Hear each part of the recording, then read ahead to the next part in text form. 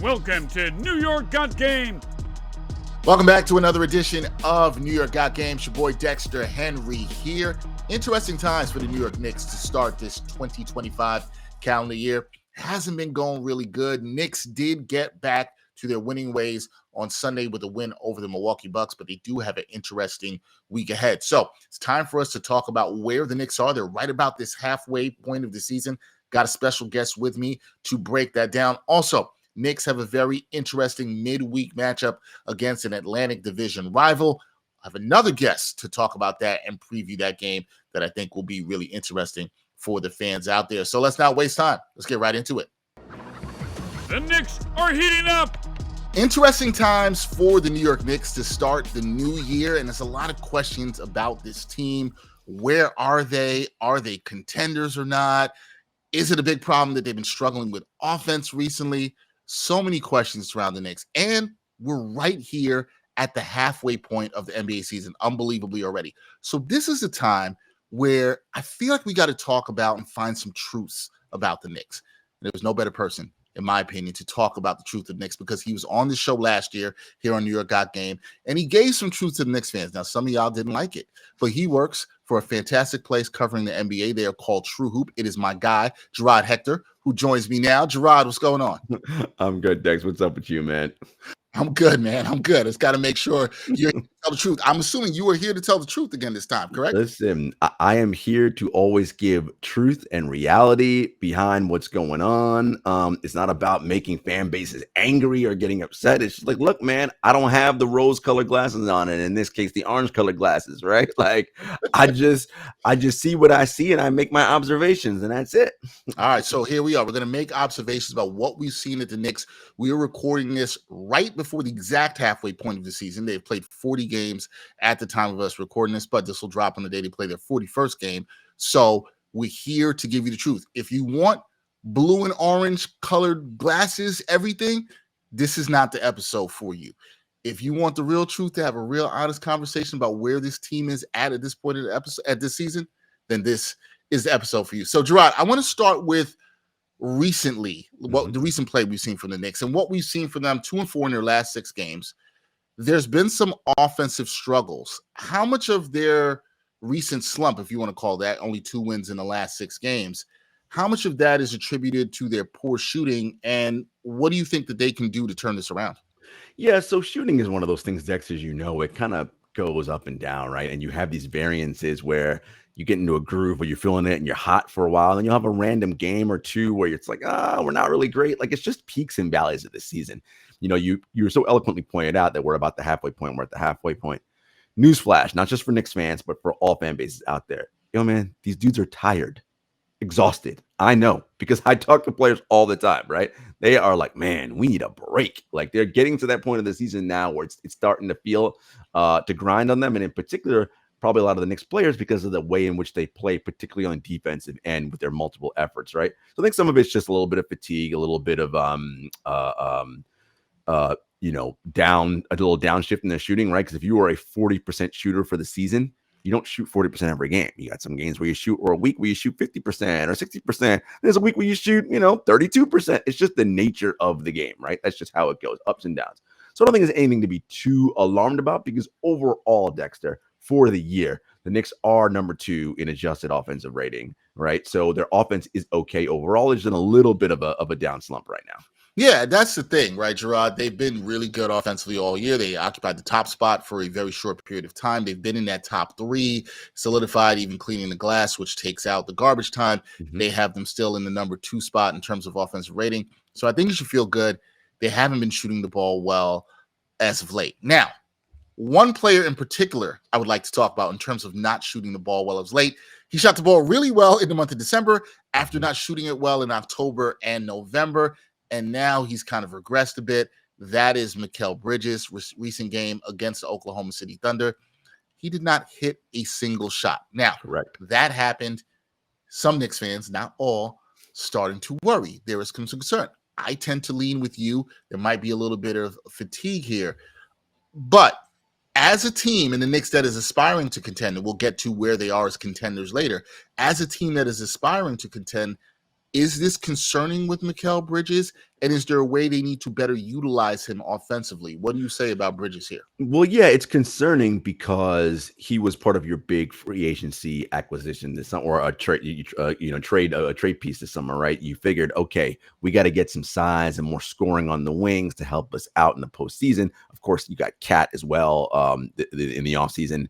That was a big part. So I think a large part of it is just him adjusting to a new role.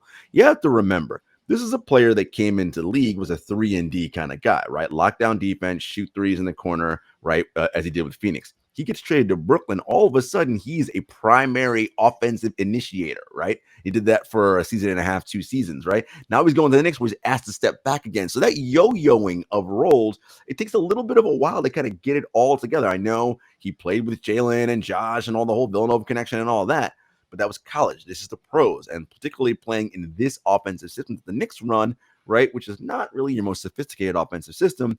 I just think that's taking him some time, and it's probably taking him a little bit longer time than Knicks fans would like. I know we did some changing to his shooting mechanics in the offseason as well. And, anytime players start doing that, it makes me a little bit nervous because then I'm like, oh, man, it's like a golfer messing with a swing, right? It's like it's just a difficult thing because under duress, right? Like, are you doing the old stuff? Are you doing the new stuff? Like, it's just what you want is something repeatable that just you can just every time it's just the same. That's what the great shooters do, right? And so I wouldn't get too alarmed, but yes, it is a little bit concerning because his 3-point percentage is among the lowest of his career. I think the lowest is probably his rookie year, so it's somewhere hovering in that range. Yeah, he's right around 33% on the season. And then with the media, I was there on Friday night against Oklahoma City Thunder. We'll get into that game in a second. And he was asked about the shooting struggles recently. And he said, his shots were falling short, which they were, which kind of ties into something you said, Jarod. Legs and tired. We know a lot of shooting. Great shooters, it's all with your legs. He said it could be a little bit of that. Needs to put more legs into his shot. Now, when they played Milwaukee on Sunday, what I saw, and I don't know if you saw this as well, a little bit hesitant, wasn't looking to shoot as much, but did do other good things in the game and was dishing the ball. That was at least a positive to me in that, okay, I'm not as confident in my shot right now, but I'm finding other ways to impact the game offensively. That's something you like to see from him. Though I'm kind of with you. Like, maybe we don't need to be tripping on Bridges that much. Do you like how he played that game on Sunday against Milwaukee? I do, but the hesitancy makes me concerned because he can't be that way in the postseason, right? You can't be hesitant. You have to be decisive about what you're going to do. So that's telling me a player whose confidence is starting to waver a little bit. You mentioned that the shots are falling short in the OKC game. Well, short shots means legs are weak. Well, legs weak mean fatigue. We know that Mikal Bridges leads the NBA in minutes, all right? And minutes will be something I will talk about extensively on this show because I got lots to tell you about the Knicks. And this is why. No. And let it be known, this is why I had you at this point in the season, because we have to talk about minutes. And I brought you up on the weekly live show this week. So people got a little tease about things, the conversations I've had with Jarod, both on and off the air. And we're going to get into that in a second. But let's go back to that game on Friday against OKC, and then also look at the Knicks overall this season, because they've struggled against the elite teams this season. The record is not good against the elite teams. We definitely saw this on Friday in a blowout loss to the Thunder. Do the Knicks, if they can, or I should say, what adjustments do you think the Knicks need to make in order to be competitive against the top tier teams in the NBA right now? I think, look, defensively, the Knicks, they were struggling a little bit in that game defensively. Their crisp rotations weren't there. The multiple efforts weren't there. Look, Oklahoma City is arguably the best team in the league next to Cleveland. There's a tough cover, right? SGA, I mean, nobody could stop him from getting to his spots, right? And let's be frank about it. It's not just the Knicks. Like, nobody can stop SGA, right? He's arguably an MVP right now. Like, when he gets to where he wants to go, that is a player. We talked about Mikal Bridges, conversely, struggling with his confidence. SGA not struggling with anything. Right? Like, he knows exactly what he wants to do at all times and is in complete command of his game and of the larger game. So there's nothing to shake your head at. I do think, though, that, again, offensively, what I worry about with the Knicks is, and we saw this last year in the playoffs against Indiana, when your offense is initiated by a small player in Jalen Brunson, when you have a team that you're going up against, and matchups are so important in the NBA, that is long, athletic, and quick, right? And that size just creates problems for Jalen. Look, Jalen's a very good, tough shot maker. We know that. But if that is what you're going to bank on to win every single game when it matters, is making tough shots, that is not a steady diet to live on. So I think again, the simplistic nature of their offense, the kind of single high pick and roll, waiting for the second down on a drop, kick out to the one pass and shoot the three. Yes, that works for a lot of teams. But for this Knicks team in particular, who doesn't play with a lot of pace, I don't get a lot of possessions. I don't love it, right? And so for me, when they're playing against those elite teams, that's where I think you see the struggle. Yeah, when you're playing, Utah and Washington and all these lower, you can beat the mess out of those teams because they stink, right? But when you get to that elite Cleveland, Boston, OKC, you're going to struggle against those teams. And you saw that. You saw the length and also the depth, which I know we're going to get into in a second, of the Thunder be a problem. Now, Knicks fans are going to say, well, Dex and Jarod, what about the first time they played OKC out in Oklahoma City? And the Knicks looked really good for 3 quarters. In fact, I've said the second quarter of that game was the best I saw the Knicks look all season. But maybe that wasn't sustainable against some of the things you said, the length, the depth. We'll get to all of that. With all that being said, Jarod, when you watch the Knicks this season, this 2024-2025 season, does this team lack a signature win against the elite competition in this league? Or is there a game and performance where you said, okay, that's it right there. I see the potential of what this Knicks team can actually be. Do they lack a signature win, or do they have a game that you think was a signature win for them? I wouldn't say they lack a signature win. I mean, look, I know this is a 500 team, but they did beat the San Antonio Spurs on Christmas, and the Spurs are playing good basketball. They're 500 now, but they're a couple of games above 500. They beat Orlando, who's a very good team in the Eastern Conference. I want to say Orlando's 4th right now, behind the Knicks. They beat Milwaukee tonight, who blew them out. Like, no, Milwaukee, I'm not as high on Milwaukee as some people, but they've beaten good teams. I just think that, Dexter, they are not quite in that upper echelon, right? They are within that realm where Orlando, Milwaukee, right? That next tier of teams, right? They're not quite as elite as OKC, Cleveland, Boston, right? That caliber of team. And that's no shade, because not many people are. Not many other teams are that good, right? That's why those teams are the elite of the elite in the league. Yeah, and ranking and where they are matters, and that's kind of where I want to go next. And I do agree. I do think the wins that you mentioned, those are quality wins for the Knicks. Orlando's a team that plays tough. And some people say, okay, there was no Banchero and Wagner in 2 of the games. They still guard really well. Yeah, and they beat the Knicks in 1 of the games without their top 4 scorers, which shows how well coached they are by Jamal Mosley. But if you look at all this through 40 games, the Knicks, they're 3rd in the Eastern Conference. They have the 5th best record at the time of recording this in the NBA. Do they deserve to be in championship contention? I guess from what you just said before, I would think no. And do you look at them as firmly a step below those top 3 teams you mentioned? Yeah. And is there a pathway to them getting into that upper echelon tier? So, like, listen, I think a lot of times, guess what I'm asking is, a lot of times when moves are made in the offseason, people are going to say, hey, they're contenders. Right. Got to prove it. You got to earn it. Right. You got to earn it. And I'll let you answer the question. Are they in that champion contention class, and can they get there at all this season? To me, they are not, right? Because that means you're getting to the conference finals. And the way they're seated right now, let's say everything holds firm the way it is. And by the way, we do know the standings don't change much past January 1, barring major injuries from either of the teams, which would mean, Dexter, as of right now, if they were to make it to the conference finals, they'd likely have to beat both Cleveland and Boston. And I would favor both those teams over the Knicks in a playoff series right now. So no, to me, they are not at that echelon, right? Because I just don't think they could get through both of those teams in the conference finals in the way the team is currently constructed. Now, that's a question I have about this team. Clearly, Tibbs has 6.5 guys he loves.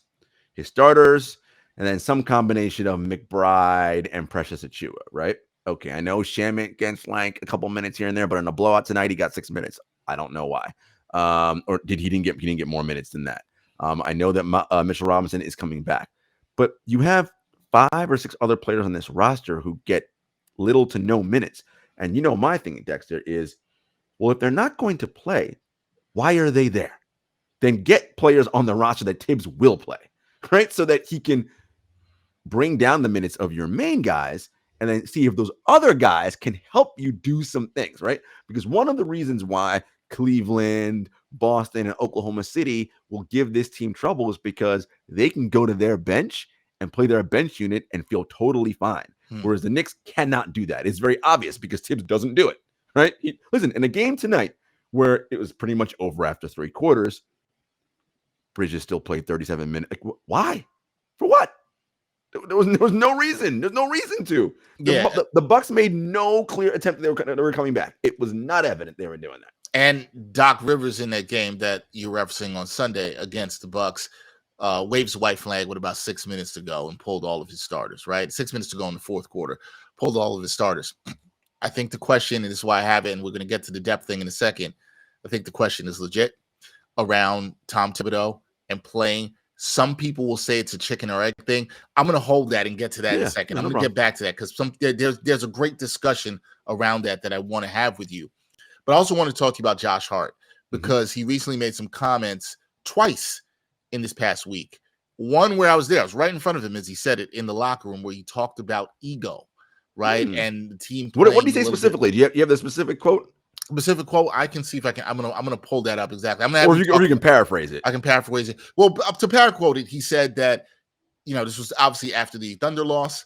And he said this also after the loss to Orlando on Monday, which was not a good performance by the Knicks. Neither was the one on the Thunder. But he said that guys need to be playing more selfless and without ego. Now he said it twice in a 5-day span. That raised an eyebrow for me. He said they need to be more connected and together and communicative. And, he basically talking about they need to play a more selfless brand of basketball. I didn't take it exactly as he meant that someone specifically was being selfish. This is my interpretation of it. But I did think there was some idea of that the team needed to sacrifice more and be even more selfless, which I think you can always do to want to get to your goal. But what did you make of those comments? Do you think there's any underlying tension in the locker room? I was asked this question on Sirius XM NBA Radio. I went on today and I was talking with Amin Al-Hassan about it. And I was asked this question and I didn't really think about it as tension, but there could be. So I thought, let me ask Jarod about it. Let me see what he thinks about it. What do you think when you hear that? Or is that just good leadership in saying, hey, this is the way we need to get better? And he said it out in the media twice, which I think is at least something to take. Yes. Well, the fact that he said it twice makes me think about, what's going on? Two, when you talk about selflessness, that to me, and you mentioned it twice, that to me speaks of a team that there's a lack of connectivity somewhere he feels like the connectivity is not there. Now, we mentioned the team currently ranked number 2 in adjusted offensive rating. But Dexter, this team, as I said at the top, they are not in the top 10 on defense.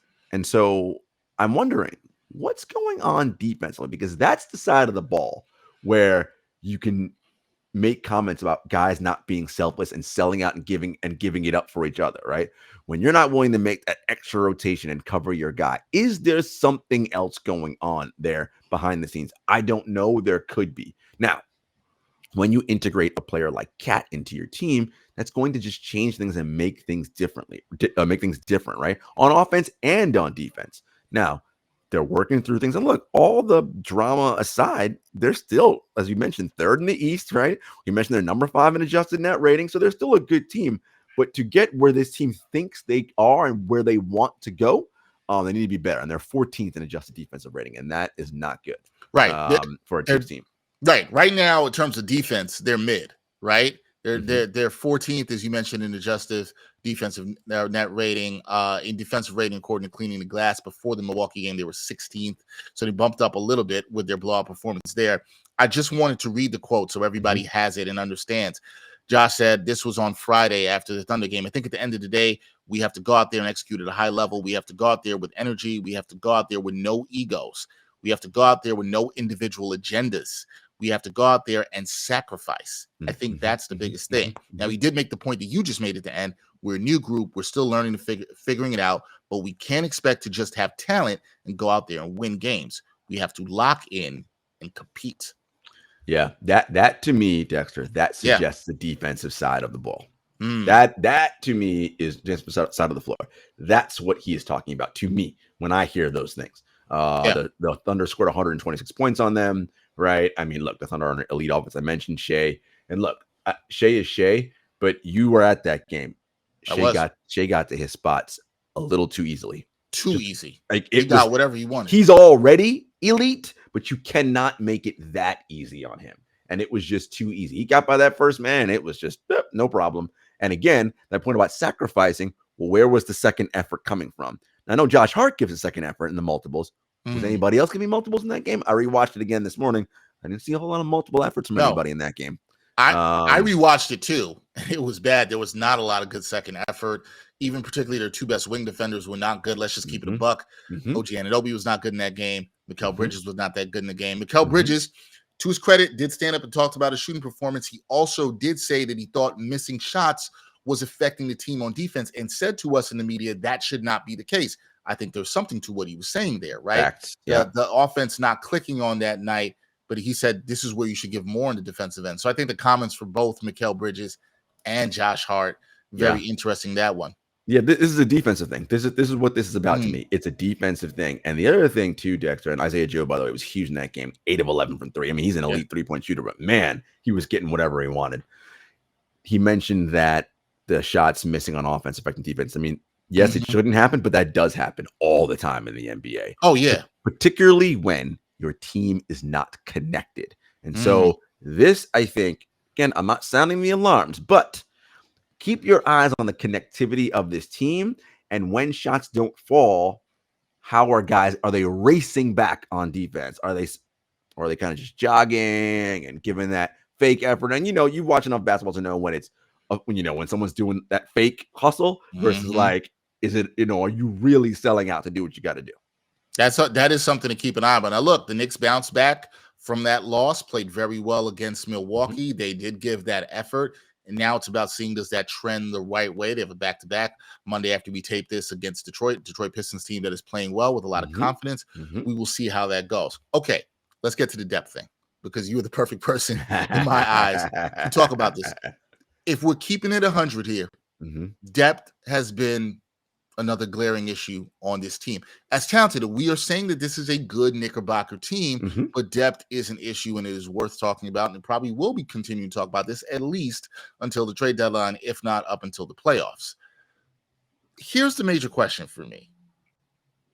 Do you think the depth issue that the Knicks have right now, is a fixable problem, or is it just a byproduct of the roster limitations within the current restrictions with the second apron? Is it that? But is there a way you can fix this? Or is it just, hey, they're kind of handcuffed right now, this is something that has to be fixed down the road? It's a combination of things, Dexter. Yes, they're a hamstrung team because of where they are, right? As you mentioned, by the second apron. But they also have a roster with 15 guys on it, right? Which means they have to fill it with other players. If you're not going to play these people, or they're not any good, again, I ask you the question, then why are they on the roster? And don't just tell me they have to put somebody there. No, they don't.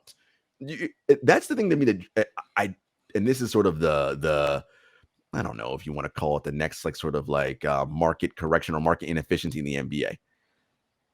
Organizations that understand, no, we're going to have 15 guys who can actually play on our team. And look, I understand stars and elite players and guys who make a lot of money have to get a certain amount of minutes. I get that, okay? But you can still play other guys. Look at the Golden State Warriors. They play a ton of guys. Look at OKC, who I mentioned. Like, there are tons of Cleveland. They play a lot of players. Dexter, I want to just give you some minutes totals right now. Yeah.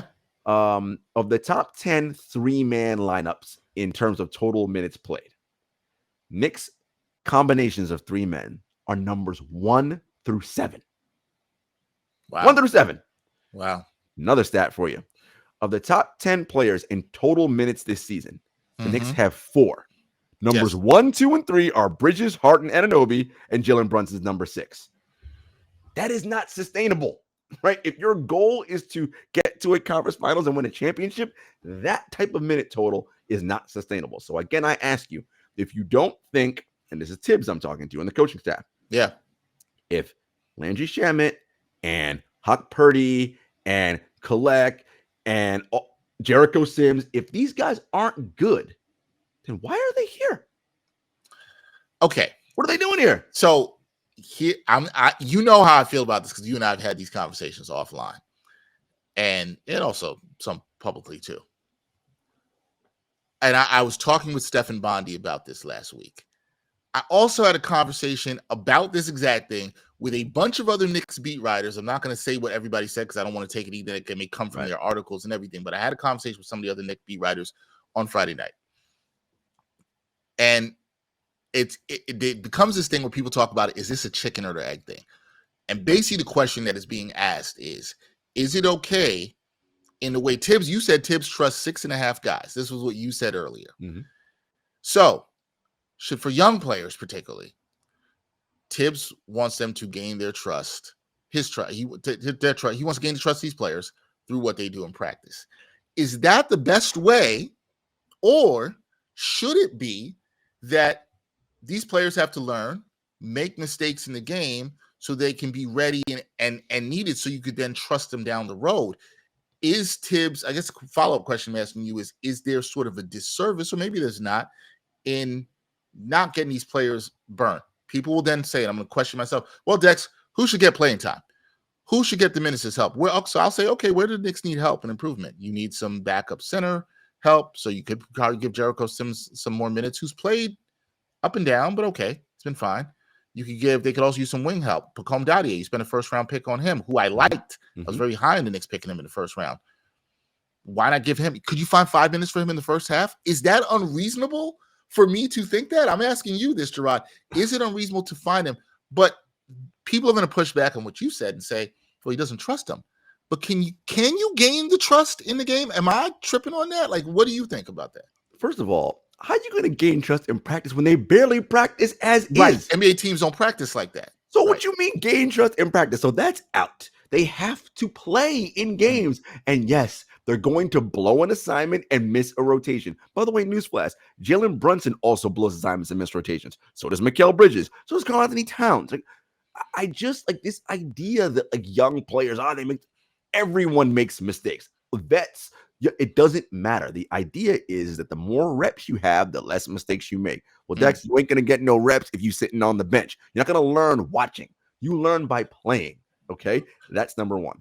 Number two, if those guys I mentioned, those bench players, if they cannot succeed on the court, and you don't put them all out there together by themselves, you mix and match with your elite starters. Dex, if you can't play well next to elite starters, well, then you're not very good, because that's the rising tides idea, right? Rising tides lift all ships. If you can't play next to some of the best players in the world, then you can't play because they make the game easier. So let's find out. And if they can't, get rid of them and get people who can, right? Like, I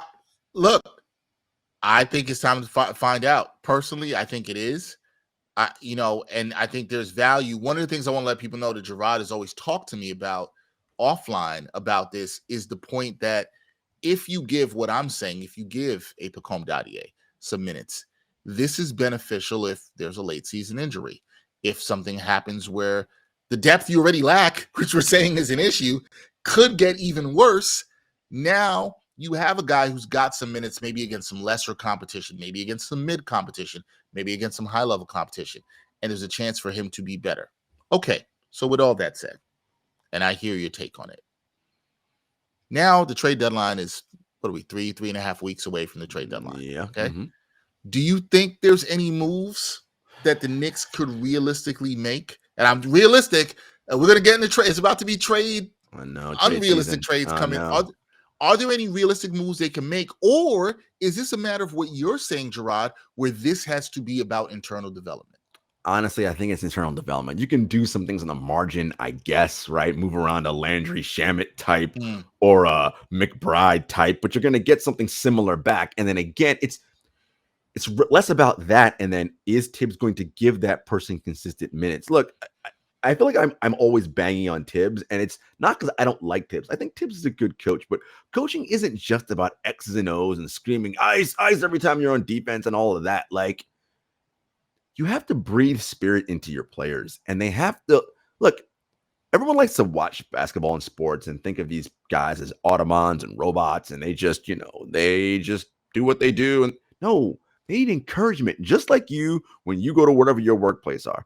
Odds are you thrive better under a manager that puts wind in your sails, right? Versus one that browbeats you every time you do the slightest thing wrong, right? I'm sure that's how it works for most people. They're no different, right? And I just feel like when they're constantly yanked or they're given 5 minutes and they're so petrified that if I blow one thing, I'm not going to see playing time for another month. They're playing tentative and nervous, and so they're not going to play free to make mistakes, right? And I just feel like Tibbs is just not, he's not that guy. He's not the guy to give them the warm and fuzzies and spend time talking to them about, look, man, it just doesn't seem like his vibe. And ultimately, if you want, look, you talk about OKC, that is exactly what OKC is, right? Daigneault does nothing but breathe spirit into all those guys. They lose Chet. They don't got Alex Caruso. How they still wanted a big clip? Yes, they have SGA, but they have so many guys who can just play because their coach trusts in them and believes in them. When they make a mistake, he's not like, get the hell out, you're not playing.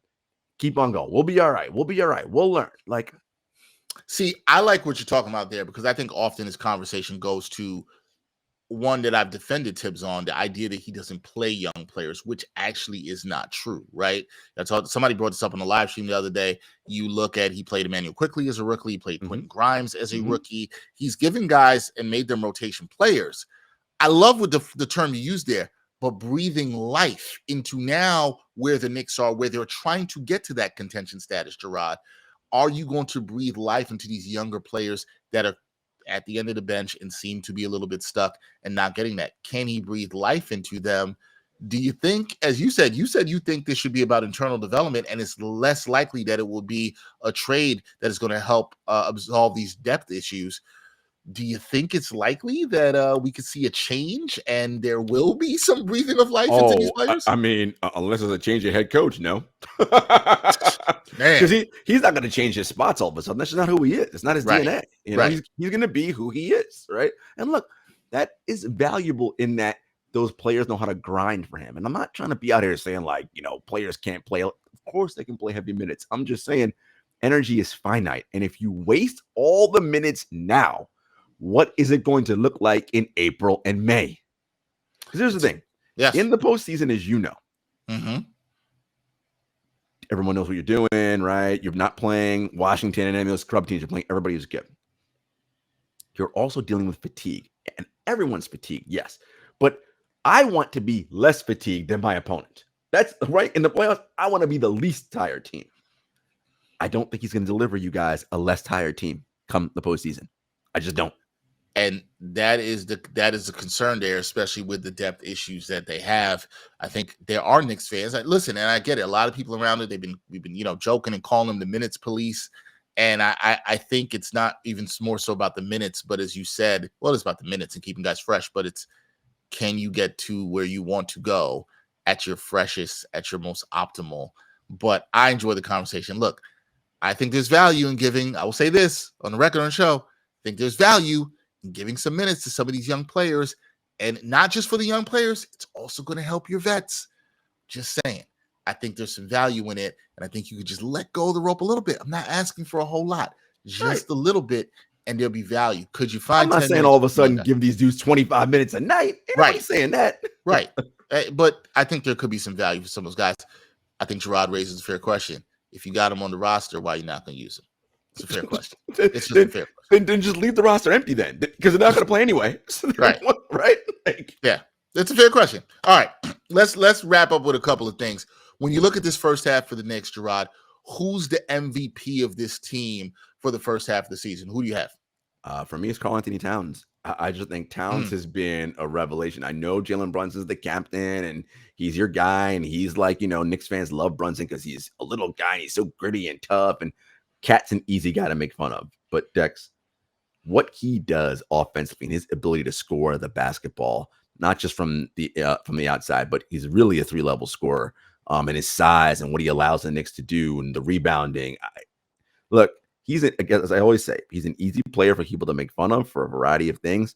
What you cannot say is this not an elite offensive player.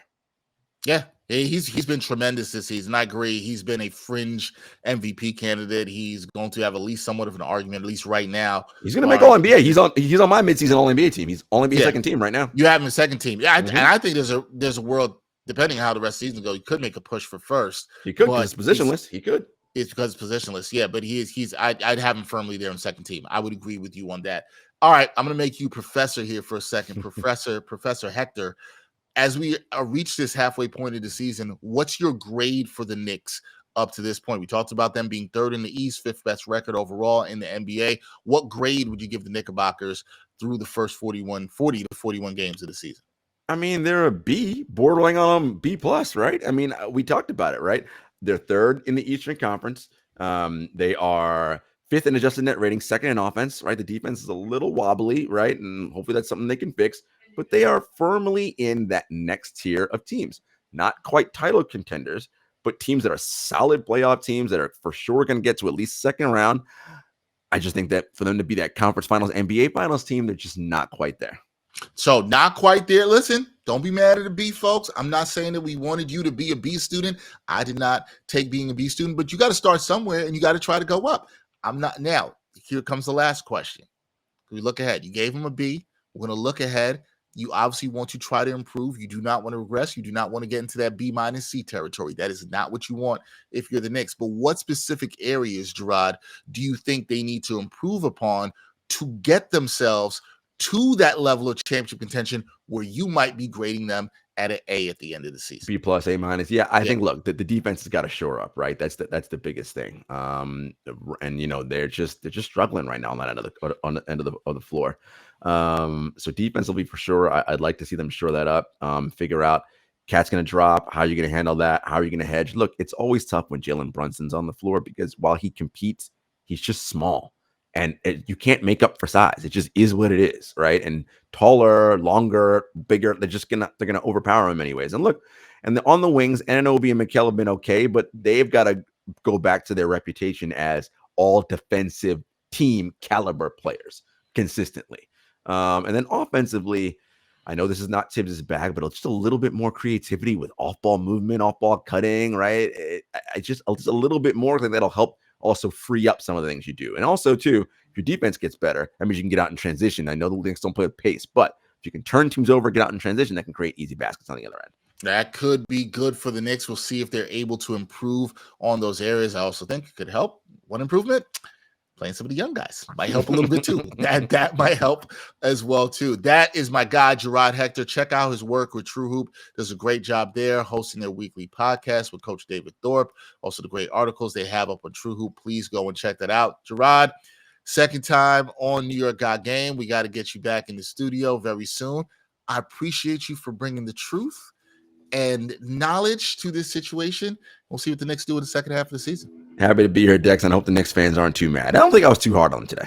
Nah, I don't think you were hard. I think you kept it real. I think what we wanted was an honest evaluation of the first half of the season, and I think you got it. Appreciate you, brother. Thank you. All right, man. Thank you.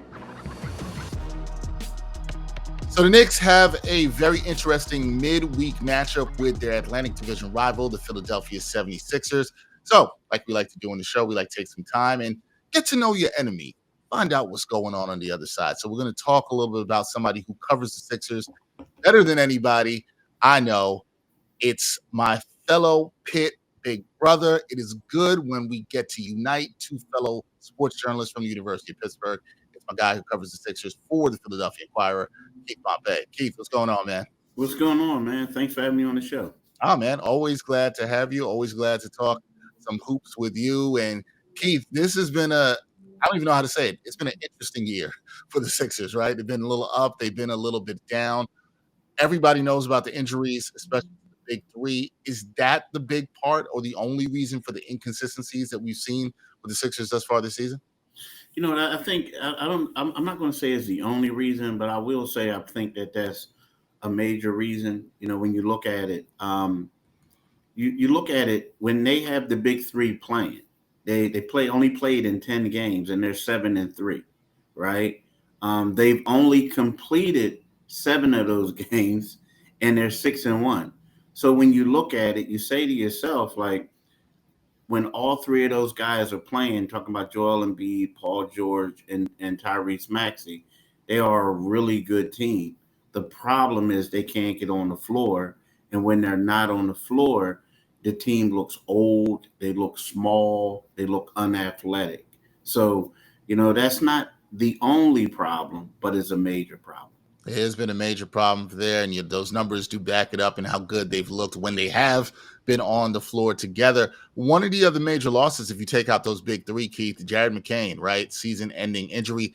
He was hooping. When I saw you at Summer League this year, he was balling out in Vegas. He started off the season really well. Seemed like he was a big spark for the Sixers. How big of a loss is it that he's no longer around the team?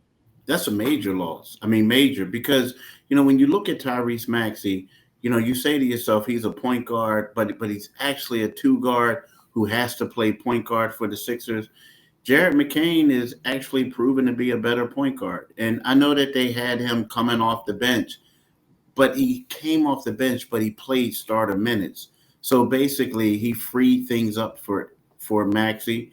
He also is a really good shooter.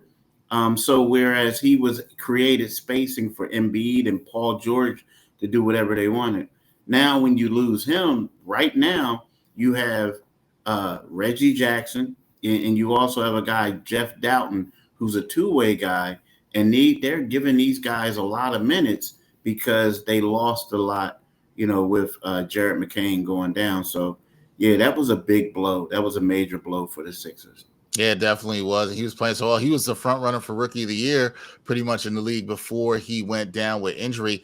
Got to talk to you about Joel Embiid, because as maybe those who don't know, but covering the NBA, Embiid had the health concerns, can't play in back-to-backs. Is that sustainable for the Sixers? Is it going to come to a point where he's got to start playing in back-to-backs, Keith, like if they are going to try to compete at the level that they wanted to this season? It's crazy, too, because and that's a great question, because Nick Nurse was even asked about it last week. And what he basically said was, look, we're going to try to get him out there, and we're going to try to have him play back-to-backs, right? So it's not sustainable, especially not in this month of January, where the Sixers have the 5 back-to-backs, which are the most in the NBA for the month of January. They played one already, but they cannot, I'm telling you, go without Embiid doing that. But the crazy part is he's not even playing in the games. Like, he missed 4 games in a row right now. And the last game that he played in was Brooklyn on January the 4th. So, it's one of those things where you look at it and you say, like, we're worrying about him playing in back-to-backs, but we should be worrying about him playing in regular games. Right. You don't know if he's going to play at all whatsoever. Let me ask you this as a follow-up to that, because I was actually talking to a couple of my friends, my classmates at Pitt, who are from Philly, big Sixers fans, and they seem to have lost faith in Embiid, not because of his talent, because they don't know if they're going to see him on the court. Is that the vibe from the Sixers fan right now around this team, that they don't know if they can win with this Embiid-led squad because he can't get on the court? Yeah, that's the vibe. That's definitely the vibe. I think there's a lot of people frustrated because of that, because they see he's such a good talent. And the thing about Embiid is one of those things where you get off the bandwagon, he plays like 3 or 4 games, and then he looks good.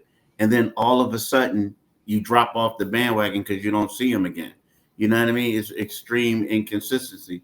I mean, think about it. He had 5 straight games with 20 with at least 25 points. Mm-hmm. Well, in those games, he actually averaged 30 points. But then next thing you know, he doesn't play again.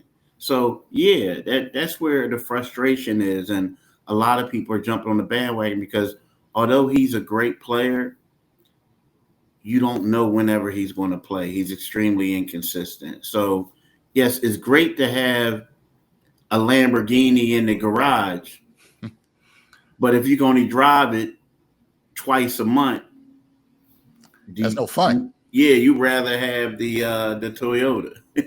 Right. That's reliable. That's going to get you to where you want to go. Not saying the cars are the same, but I understand the point. I understand the point that you're making there.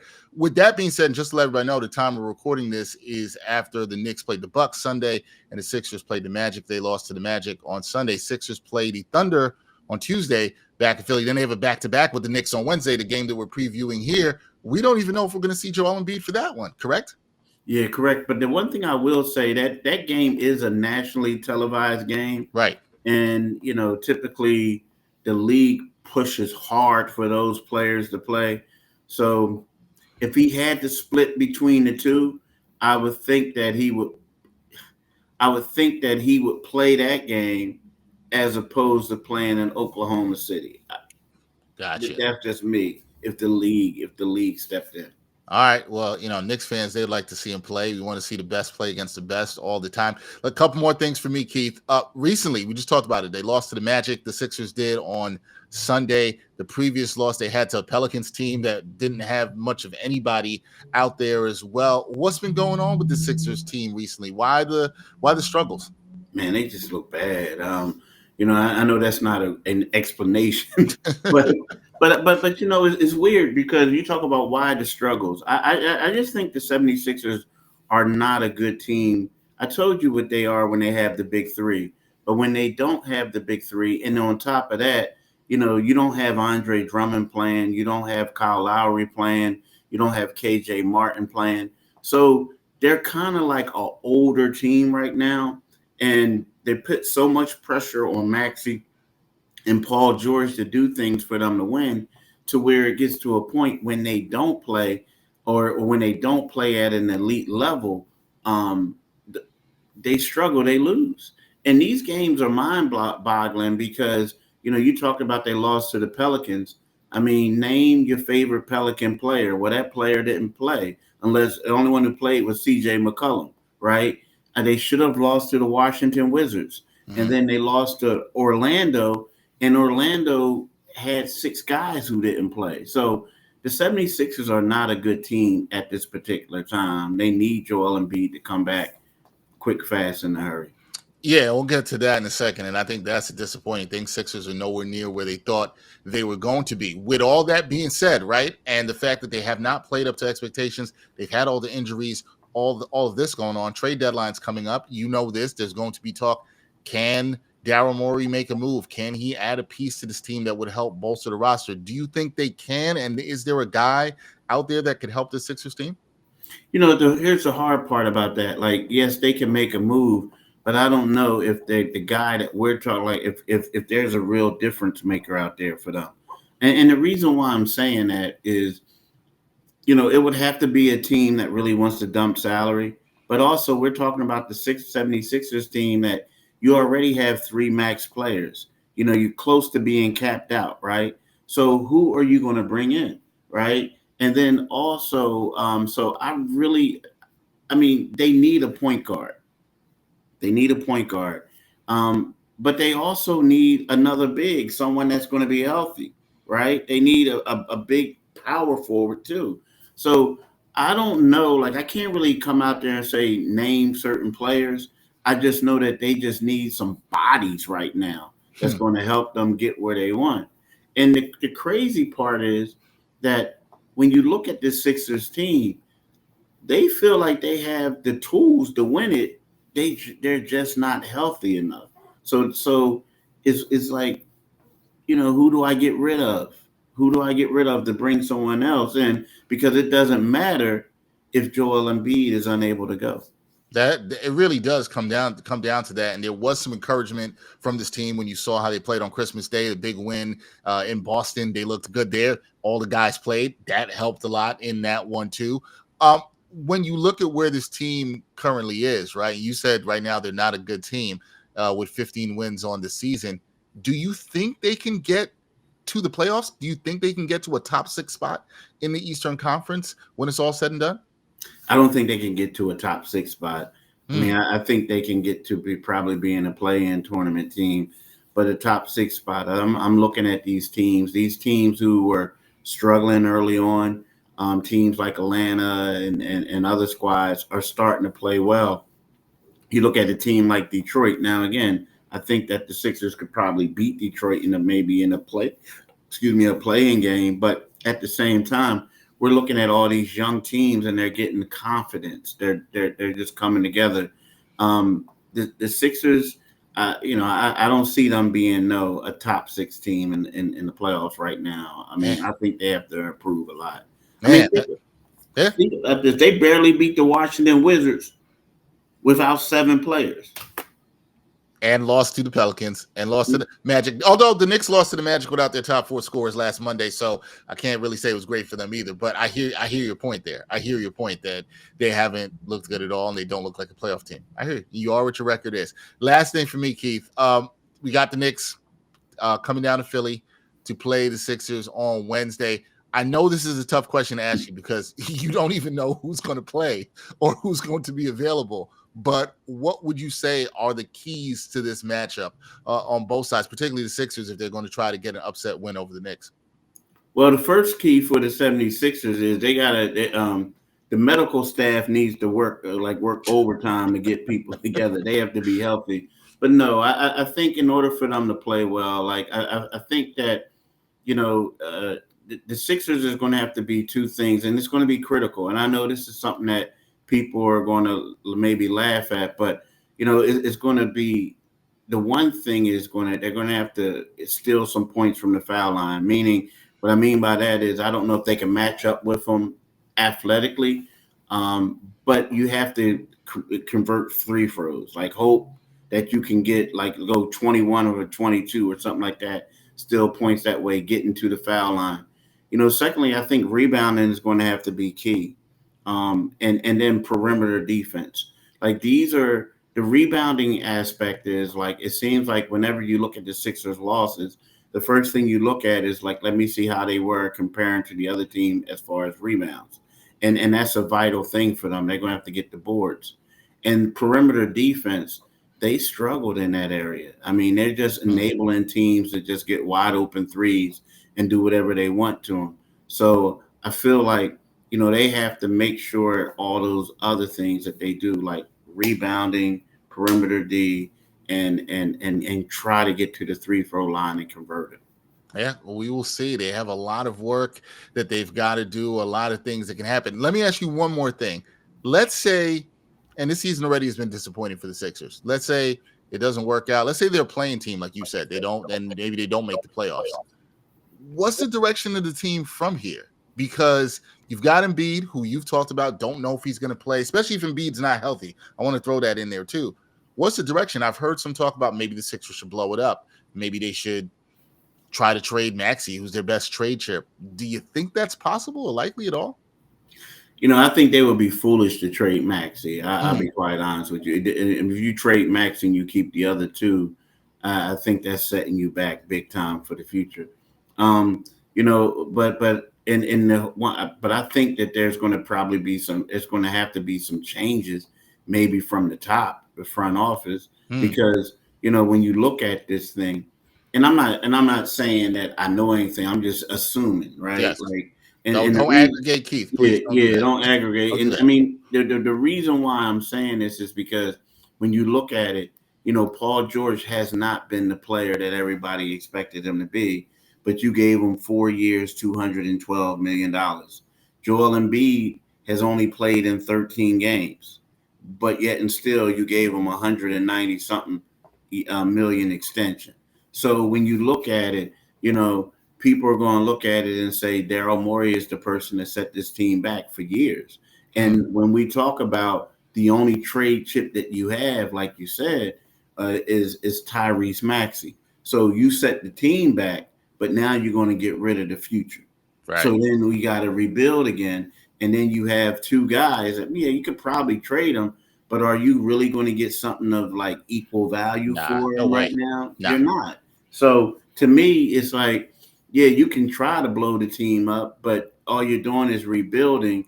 But we look at it, I feel like if this doesn't work out, people are going to look at Daryl Morey and say, bruh, you set this franchise back big time.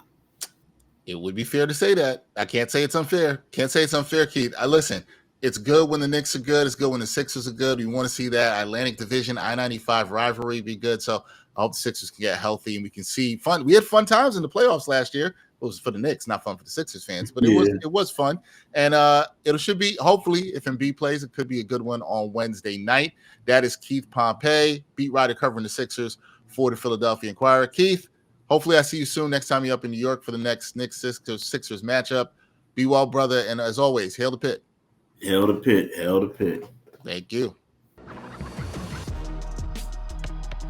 So it is an interesting week for the Knickerbockers, and they got it started off right with a win over the Bucks, as I mentioned at the top of the show. Then Detroit on a back-to-back on Monday night. That should be an interesting one. Pistons, they're playing very well, so keep your eye on that. The midweek matchup that we talked about against the Sixers, great breakdown of that with Keith Pompey. Be interesting to see who plays and how the Sixers, if they're hungry in that matchup, to try to upset the Knicks. But the end of the week, that's really the showcase main event that you want to talk about this week for the Knickerbockers. Julius Randle, Dante DiVincenzo make their return to Madison Square Garden as the Knicks host the Timberwolves. That should be an interesting one. It'll be very interesting to see what the crowd reaction is to Julius Randle. Karl-Anthony Towns playing his former team again. Should be a fun one. We'll have more on that game later in the week. Knicks Weekly Live for New York Got Game will be on Thursday evening. More details on that coming soon in terms of the guest and time, but tap in with myself and Brian Fonseca for that. We're going to wrap things up here. I want to thank my guest, Jarod Hector of TrueHoop. Great job breaking down the Knicks, and my guy, Pitt alum Keith Pompey of the Philadelphia Inquirer, helping us preview that Knicks-Sixers matchup. Also got to thank the people that make this show possible. My editor, Antonio Oliveris Nicole, production assistant, Jeff Stansberry. Appreciate you both. I'm Dexter Henry. Time to bounce. We'll catch you next week on another edition of New York Got Game.